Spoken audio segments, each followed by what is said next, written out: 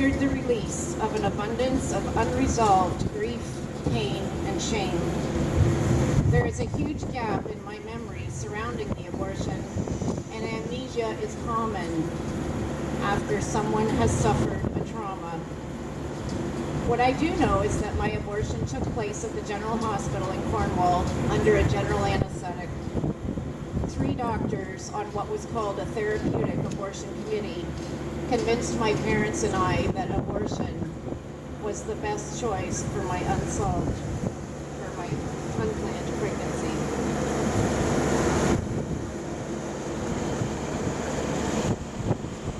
Post-abortion, a heavy price was paid, physically, emotionally, and spiritually.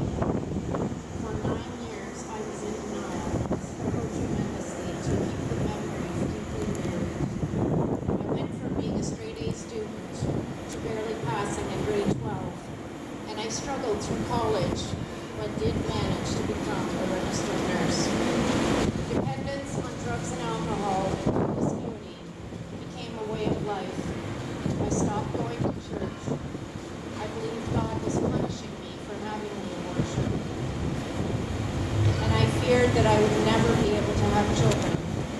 That fear could not have been further from the truth. Over the past 20 years, God has healed me and blessed me in so many ways.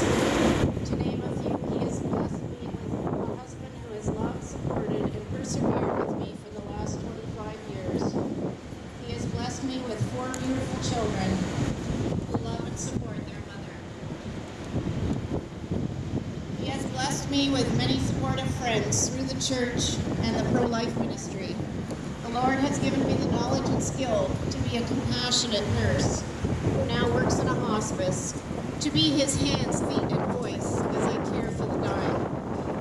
He has given me the strength and courage to be a witness in sharing my personal testimony of my abortion, so that I might share the hope and healing He has given me with others. Reminds me of Isaiah 61:1. The Spirit of the Lord is upon me, because the Lord has anointed me to bring good news to the afflicted. He has sent me to bind up the brokenhearted, to proclaim liberty to the captives and freedom to prisoners.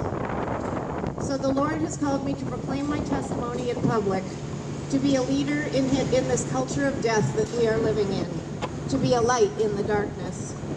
We are all called to lead in some way, to be a light in the darkness.